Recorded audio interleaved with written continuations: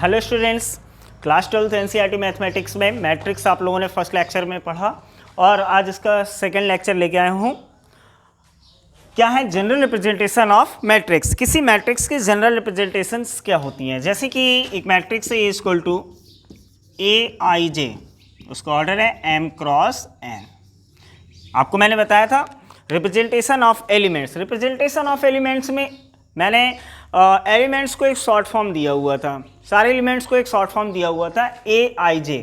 ए I जे में आई जो होता है वो आपका रो नंबर बताता है और जो जे होता है वो आपका कॉलम नंबर बताता है। तो देखिए एक मैट्रिक्स है एम क्रॉस एन की। एम क्रॉस एन मतलब नंबर ऑफ रो, यानी पंक्तियों की संख्या इसमें एम है और स्तंभों की संख्या क्या है, एन है। तो देखिएगा, ध्यान दीजिएगा, मैं जनरल प्रेजेंटेशन बता रहा हूँ। तो ये आपको यहाँ से स्टार्टिंग करनी है। फर्स्ट रो फर्स्ट कॉलम में है, इसलिए इसको रिप्रेजेंट किया जाएगा A11 से, राइट। लेफ्ट से अगर हम राइट में चल रहे हैं, लेफ्ट से कहाँ चल रहे हैं, राइट में, तो फर्स्ट डिजिट चेंज नहीं होगी, सेकेंड डिजिट ही इंक्रीज होगी, यानी A12। नेक्स्ट A13, राइट, समझ में आ रहा है ना। फर्स्ट डिजिट नहीं चेंज हो रही है क्योंकि अभी भी फर्स्ट ही रो चल रही है, बट कॉलम चेंज हो रहा है, इसलिए सेकंड डिजिट चेंज हो रही है। यानी फर्स्ट डिजिट रो नंबर बताता है और सेकंड डिजिट कॉलम नंबर बताता है। जैसे कि अगर और आगे आपको चलना हो तो A14 से रिप्रेजेंट करेंगे। ऐसे कहाँ तक चलेंगे, जितने नंबर ऑफ कॉलम्स होंगे, ठीक है ना। तो ये हमारे पास जो लास्ट होगा फर्स्ट रो में ही है, बट कॉलम्स कौन सा है इसका, n कॉलम है, इसलिए A1 से रिप्रेजेंट किया जाएगा, राइट। चलिए अब हम आते हैं सेकेंड रो। सेकेंड रो में आ गए तो फर्स्ट डिजिट हो गई 2 एंड कॉलम नंबर है 1, राइट। फिर से वही process, first digit no change and second digit increase, okay. Similarly A23 and A24 and so on A2n, right है। थर्ड रो में आएंगे A31, A32, A33 and A34 so on A3n। ऐसे ही हमारे पास first row second row third row number of rows, यानी पंक्तियों की संख्या कितनी है, m।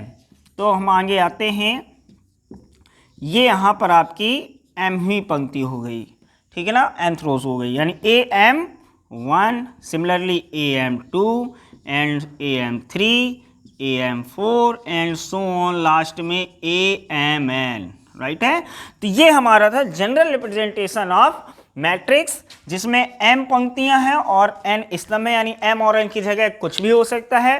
रो 2 रो हो सकती हैं, यानी 2 रोज हो सकती हैं, 3 कॉलम्स हो सकते हैं।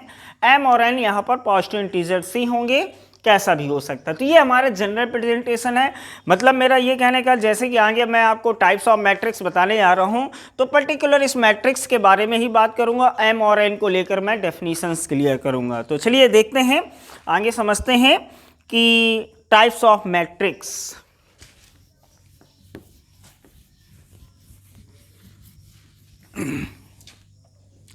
हाँ, तो देखिए टाइप्स ऑफ मैट्रिक्स।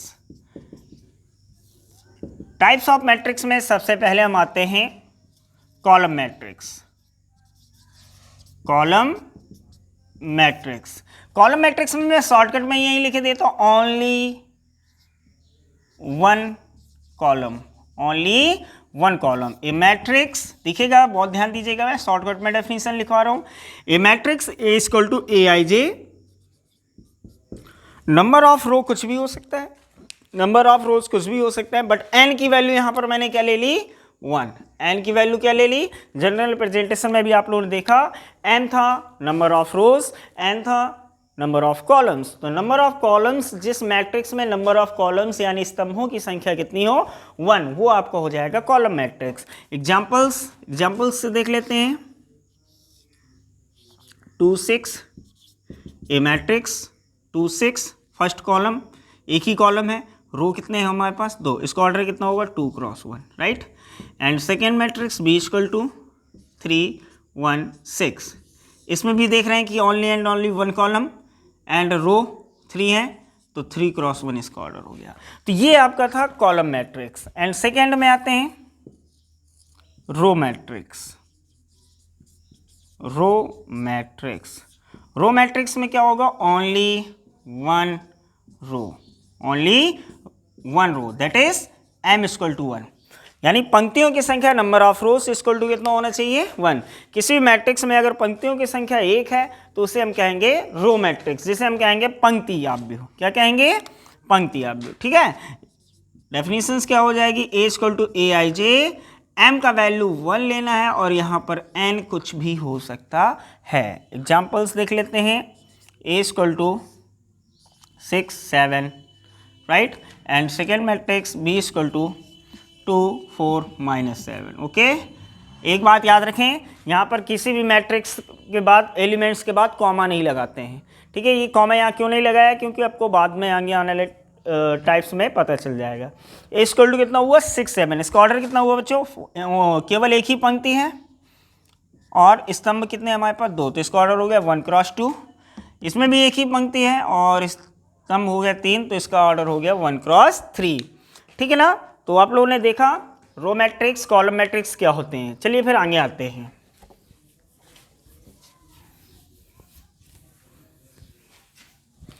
इसके बाद हम आते हैं रेक्टेंगुलर मैट्रिक्स। रेक्टेंगुलर मैट्रिक्स, बस केवल शॉर्टकट में बात बोलूंगा बस अपनी, M not equal to N. M not equal to N, देखिए मैं एम और एन को लेकर ही डिस्कशन कर रहा हूँ, आपको पता होना चाहिए कि एम और, इसलिए मैंने जनरल रिप्रेजेंटेशन ऑफ मैट्रिक्स बता दिया हुआ है। एम इक्वल टू एन, यानी किसी भी मैट्रिक्स में number of row, number of columns equal नहीं है तो वो आपका रेक्टेंगुलर मैट्रिक्स है। नाम से ही क्लियर होता है, रेक्टेंगुलर मतलब आयताकार। ठीक है ना? तो देखिएगा जैसे ए इक्वल टू 2 4 9 -3 2 0, राइट। बताइए जरा इसमें नंबर ऑफ रो कितना है? नंबर ऑफ रो कितना है? 2, एंड नंबर ऑफ कॉलम्स कितने हैं? 3। तो दैट इज, और मैट्रिक्स क्या हो गया? ये 2 क्रॉस 3 ऑर्डर का हो गया, that is rectangular matrix. And B equal to 1 4 7 6 9 2। इसमें नंबर ऑफ रो कितना है? 3, नंबर ऑफ कॉलम्स कितना है? 2। यहाँ पर भी एम और एन की वैल्यू मैंने डिफरेंट रखी है। यानी ये जो रेक्टेंगुलर मैट्रिक्स है, ये आप में, ये जो अभी आप लोगों ने रो मैट्रिक्स पढ़ा, row matrix R M and column matrix C M, तो ये भी, ये दोनों मैट्रिक्स भी कैसे मैट्रिक्स होंगे? रेक्टेंगुलर मैट्रिक्स होंगे। ठीक, तो इसके बाद हम आते हैं स्क्वायर मैट्रिक्स। स्क्वायर मैट्रिक्स नाम से ही क्लियर है, स्क्वायर जी मीन्स वर्ग। स्क्वायर मैट्रिक्स में क्या होगा? Only and only M equal to N, number of row equal to number of column. तो जिस मैट्रिक्स में number of row, number of columns equal होंगे तो वो आपका स्क्वायर मैट्रिक्स होगा। देखिएगा आपका स्ट्रक्चर इसी टाइप से में होगा, स्क्वायर टाइप में होगा। ए इक्वल टू 1 4 6 2 7 8 9 4 2। तो आप यहाँ पर देख रहे हैं नंबर ऑफ रोज कितना है? 3, एंड नंबर ऑफ कॉलम्स कितना है? 3। तो ये आपका हो गया स्क्वायर मैट्रिक्स। ऐसा भी कुछ हो सकता है, बी इक्वल टू 2 4 9 2। इसमें ऑर्डर कितना है? 2 क्रॉस 2, ऑर्डर 2 क्रॉस 2 है, तो ये भी आपका एक हो गया स्क्वायर मैट्रिक्स। ठीक है ना? तो आपने रेक्टेंगुलर मैट्रिक्स समझा और रेक्टेंगुलर मैट्रिक्स और स्क्वायर मैट्रिक्स, ये दोनों हो चुके हैं। चलिए हम आगे बढ़ते हैं। अब हम आते हैं डायगोनल एलिमेंट्स। डायगोनल्स एलिमेंट्स, विकर्ण अवयव। ठीक है, तो ये कोई मैट्रिक्स नहीं है। सबसे पहले मैं आपको बताना चाहूँगा कि डायगोनल एलिमेंट्स क्या होते हैं। जो डायगोनल एलिमेंट्स होते हैं वो हमेशा स्क्वायर मैट्रिक्स में ही होते हैं। स्क्वायर मैट्रिक्स आप लोगों ने देखा, स्क्वायर मैट्रिक्स में शॉर्टकट में डायगोनल्स एलिमेंट्स बताता हूँ आप लोगों को। A I J where I equal to J, diagonal elements shortcut में लिख रहा हूँ, बहुत ध्यान दीजिएगा। डायगोनल एलिमेंट्स क्या होते हैं? ए आई जे, ऐसे एलिमेंट्स जहाँ पर आई और जी की वैल्यू इक्वल होती है, आई और जी की वैल्यू होती है, और ये हमेशा diagonal elements will be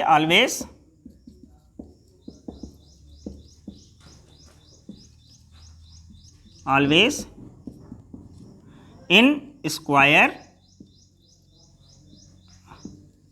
matrix. जो डायगोनल एलिमेंट्स होंगे वो हमेशा स्क्वायर मैट्रिक्स में होंगे। जैसे कि आप लोग देखिएगा, जैसे मैं आपको पहले सबसे पहले ए आई जे और 3 क्रॉस 3, सबसे पहले एक मैट्रिक्स क्लियर कर लेते हैं। एक मैट्रिक्स है जिसका ऑर्डर है 3 क्रॉस 3, उनके एलिमेंट्स को शॉर्ट फॉर्म में लिखा हुआ है ए आई जे। तो सबसे पहले वो 9 एलिमेंट्स होंगे। सबसे पहले आपको ये देखना है कि कितने एलिमेंट्स होंगे? 9 एलिमेंट्स। और में स्ट्रक्चर कैसा बनेगा? हर एक एलिमेंट्स की अपनी पोजीशन थी। इसकी क्या थी, फर्स्ट रो फर्स्ट कॉलम में A11, A12, A13 and A21, A22 and A23, A31, A32 and A33। तो देखिए अब आप लोग देखिएगा जरा, जो फर्स्ट डिजिट्स है वो I है, रो नंबर है, जो सेकंड डिजिट है वो कॉलम है J। ठीक है, तो आप जरा इसमें देखिएगा, मैंने इसमें क्या बताया हुआ है, डायगोनल एलिमेंट्स क्या होते हैं, AIJ where I equal to J। तो आप देखिएगा जरा कहाँ कहाँ पर I और J इक्वल हैं, यहाँ ये देख रहे हैं ना, नाम से ही क्लियर था, विकर्ण। तो ठीक है, आप लोग इनकी पोजीशन नहीं देंगे, ये नहीं डायगोनल एलिमेंट्स है, क्योंकि यहाँ पर I और J की वैल्यू नहीं है, बराबर नहीं है। तो ये हमारे हुए डायगोनल एलिमेंट्स। कभी कभी ऐसा होता है एक मैट्रिक्स आपको लिखता है, अब मैं आपको बताता हूँ कि आपको कॉमा क्यों नहीं लगाते हैं। जैसे मैंने कई मैट्रिक्स लिखी हुई हैं, रो मैट्रिक्स में मैंने 1 4 6 लिखा हुआ था और कॉमा नहीं लगाया हुआ था। यहाँ पर मैं क्या करता हूँ कि यहाँ पर डायगोनल एलिमेंट्स क्या हैं, A11, A12, A22, A33। तो यहाँ पर आप क्या करेंगे, A11, A22, A33। ये आपका ये बताता है कि ये एक ऐसे स्क्वायर मैट्रिक्स है जिसके डायगोनल्स क्या हैं, A11, A22 and A33, right. तो यहाँ पर कॉमा अगर लग जाता है तो ये बताता है ये डायगोनल्स में हैं, डायगोनल में ही हैं। ठीक है, तो ये हो गया हमारा डायगोनल एलिमेंट्स। ठीक है ना, विकर्ण अवयव नहीं है यहाँ पर, अपना विकर्ण अवयव है। ठीक है, सॉरी। तो चलिए डायगोनल एलिमेंट्स आप लोगों ने जाना। अब हम इसके बाद नेक्स्ट मैट्रिक्स की डिस्कशन करते हैं। तो सबसे पहले आते हैं हम scalar matrix. Scalar matrix means अदिश अवयव। ठीक है, शॉर्ट फॉर्म में मैथमेटिकल डेफिनेशन देंगे हम लोग।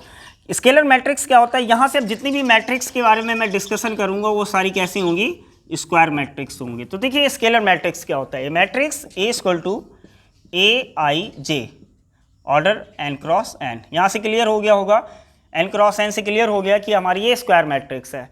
तो देखिएगा where AIJ equal to K and I equal to J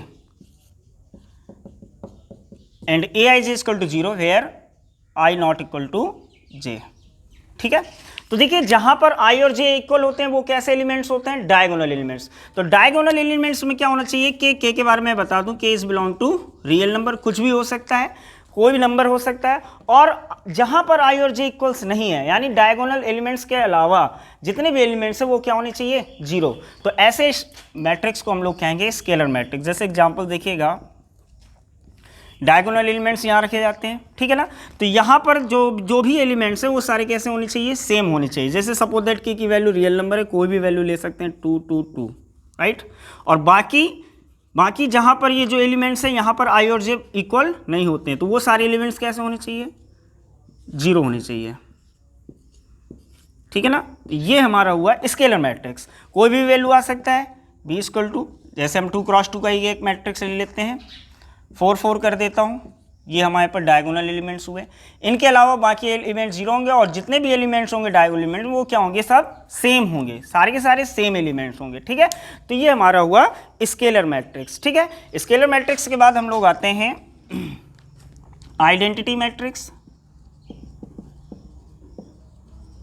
identity matrix मतलब होता है तत्समक अवयव। तो देखिए आइडेंटिटी मैट्रिक्स में क्या होता है, आइडेंटिटी मैट्रिक्स की डेफिनेशन भी इसी टाइप से में देंगे हम, AIJ equal to n cross n where AIJ equal to ऐसे एलिमेंट्स जहाँ पर I और J इक्वल होंगे वहाँ पर क्या होना चाहिए, 1 होना चाहिए। यानी कि I और J इक्वल हो गया मतलब डायगोनल एलिमेंट्स होंगे, डायगोनल एलिमेंट्स में प्रत्येक अवयव क्या होना चाहिए, 1 होना चाहिए। और जहाँ पर I और J इक्वल नहीं है यानी उनके अलावा वो सारे एलिमेंट्स क्या होने चाहिए, 0 होने चाहिए। तो देखिएगा जरा 3 क्रॉस 3 में हम एक मैट्रिक्स ले रहे हैं, डायगोनल एलिमेंट्स में आप लोगों को 1 1 इनपुट करना है, बाकी 0, बाकी क्या इनपुट करना है, 0 इनपुट करना है। और इसको रिप्रेजेंट किया जाता है I से। I3 कभी कभी यूज कर सकते हैं। I3 का मतलब हो गया आइडेंटिटी मैट्रिक्स और कितने ऑर्डर का, 3 ऑर्डर का। ठीक है, अगर आपसे बात करूं मैं I2 की, यानी आइडेंटिटी मैट्रिक्स 2 ऑर्डर की, 2 ऑर्डर की बात करूं तो 2 ऑर्डर में आइडेंटिटी मैट्रिक्स में यहाँ पर 1 0 एंड 0 1। देखिए मुख्य विकर्ण का प्रत्येक अवयव 1 होना चाहिए, केवल स्पेशल एक बात कही गई। तो एक बात आपको ये समझ में आती है, ये तो हो गया आइडेंटिटी मैट्रिक्स। आइडेंटिटी मैट्रिक्स में मुख्य विकर्ण का प्रत्येक अवयव 1 होना चाहिए, 1 के अलावा नहीं होना चाहिए कुछ, और सारे अवयव बाकी के उसके सारे अवयव 0 होने चाहिए। तो वो हो गया हमारा आइडेंटिटी मैट्रिक्स। ठीक है, इसके पहले आप लोगों ने देखिए स्केलर मैट्रिक्स जाना है। स्केलर मैट्रिक्स में क्या होता है, मुख्य विकर्ण का प्रत्येक अवयव सेम होना चाहिए, वो बाकी कुछ भी हो सकता है, 2 3 4 5 1 भी हो सकता है, कुछ भी हो सकता है, तो वो हमारा स्केलर मैट्रिक्स हुआ। अच्छा, एक बात तो आप लोगों ने जानी कि जो स्केलर मैट्रिक्स होता है वो स्केलर मैट्रिक्स आइडेंटिटी मैट्रिक्स भी हो सकता है। ठीक है ना, आप अगर 1 1 1 इनपुट कर देते तो वो स्केलर मैट्रिक्स के साथ आइडेंटिटी मैट्रिक्स भी होता और स्केलर मैट्रिक्स भी होता। ठीक है ना, तो चलिए फिर और आगे बात करते हैं।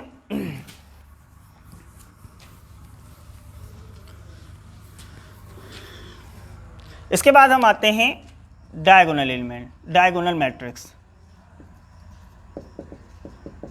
डायगोनल मैट्रिक्स में मतलब होता है कि मुख्य विकर्ण के अवयवों को छोड़कर बाकी के अवयव 0 होने चाहिए। जैसे केवल इतनी बात लिखूंगा, A = Aij n cross n, where Aij = 0 if I not equal to j। तो यानी कि जहां पर I और j इक्वल नहीं है वहां के सारे एलिमेंट 0 होने चाहिए, और बाकी डायगोनल एलिमेंट्स में आप कुछ भी इनपुट कर सकते हैं, जैसे 1 2 3 0 0 0 0 एंड 0 0। ठीक है, यानी मुख्य विकर्ण के अवयवों को छोड़कर सारे अवयव 0 होने चाहिए, यानी जो एलिमेंट्स दिखने चाहिए वो केवल मुख्य विकर्ण में ही दिखने चाहिए, वो है होता है आपका डायगोनल मैट्रिक्स। राइट, जैसे 4 6 कर देता हूँ 0 0, यानी डायगोनल एलिमेंट्स को छोड़कर सारे एलिमेंट्स 0 होंगे, तो वो हमारा क्या होगा, डायगोनल मैट्रिक्स होगा। ठीक है, तो देखिए डायगोनल मैट्रिक्स हो गया। इसके बाद हम आते हैं अपर ट्रायंगुलर मैट्रिक्स। अपर ट्रायंगुलर मैट्रिक्स, अपर ट्रायंगुलर मैट्रिक्स मतलब ऊपरी त्रिभुजीय आव्यूह। ठीक है, तो देखिए अपर ट्रायंगुलर मैट्रिक्स क्या होते हैं। अपर ट्रायंगुलर मैट्रिक्स की डेफिनेशन बता रहा हूँ, A matrix Aij which order n cross n and Aij equal to, अब देखिए ऊपरी त्रिभुज में यानी हमारा एक ये भी एक स्क्वायर मैट्रिक्स होगा। यहाँ पर आपके देखिएगा ये होता है A11, ये A12, अगर 3 क्रॉस 3 का मैट्रिक्स की बात करूँ, ये हो गया A13, A21, A22 and A23 and A31, A32 and A33। ठीक है, ये जो डायगोनल एलिमेंट्स है ना, डायगोनल एलिमेंट्स के जो नीचे वाले एलिमेंट्स हो रहे हैं, ये देखिए A21, A31 एंड A32, यहाँ पर फर्स्ट डिजिट सेकेंड डिजिट से बड़ी है, यानी कि Aij equal to 0 where I is greater than 0। Right, यह डेफिनेशन हो गई, मैथमेटिकल डेफिनेशन हो गई, बहुत ध्यान दीजिएगा। एक मैट्रिक्स है, इसको ऑर्डर n क्रॉस n है Aij, तो वहाँ पर हमारे वो एलिमेंट 0 होने चाहिए जहाँ पर I और J बड़े हैं, यानी I बड़ा है किससे, J से। तो बताइए यहाँ पर कौन कौन से एलिमेंट्स हैं जहाँ पर I J से बड़ा है, तो ये आपके 3 एलिमेंट्स होंगे। ठीक है ना, तो ये अवयव 0 होने चाहिए, बाकी के एलिमेंट्स नहीं होंगे। जैसे कि अगर हम बात करें 1 4 6 0 2 5 एंड 0 0 6। राइट, आप देख पा रहे होंगे कि कुछ एक ऐसा त्रिभुज टाइप का दिख रहा है, एक ट्राइंगल टाइप का दिख रहा है ना, तो ये हमारा होता है अपर ट्राइंगुलर मैट्रिक्स, यानी डायगोनल एलिमेंट्स के नीचे वाले एलिमेंट्स अगर 0 हैं तो ये अपर ट्राइंगुलर मैट्रिक्स हुआ। इसी के अपोजिट में हमारा आता है lower triangular matrix. Lower triangular matrix में निम्न त्रिभुजीय आव्यूह, इसी का अपोजिट हो जाएगा ये matrix Aij which order n cross n, Aij equal to 0 where I is less than j, I is less than j। तो देखिए जब हमारा यहाँ पर I अगर j से छोटा है तो वो एलिमेंट 0 होने चाहिए, तो I j से छोटा है तो ये आपके अपर ट्राइंगुलर्स के ऊपर वाले एलिमेंट्स हो जाएंगे। कैसे, कौन कौन से हो जाएंगे, ध्यान दीजिएगा जरा। A11, ये A12 0 होना चाहिए, ये फिर 0 होना चाहिए, फिर A21 A22 ये 0 होना चाहिए, A31 A32 एंड A33। तो देखिए यहाँ पर अभी आपका एक ट्राइंगुलर बन रहा है, ठीक है, और वो नीचे की तरफ बन रहा है, तो इसलिए इसे कहा गया है लोअर ट्राइंगुलर मैट्रिक्स। तो ये हमारे थे टाइप्स ऑफ मैट्रिक्स। इसके बाद हम लोगों को जानना है कि ऑपरेशंस यानी मैट्रिक्स अलजेब्रास के बारे में जानेंगे कि कैसे दो मैट्रिक्स को जोड़ा जाएगा, घटाया जाएगा और गुणा किया जाएगा। तो ये हम नेक्स्ट वीडियो में ही जानेंगे। Thank you.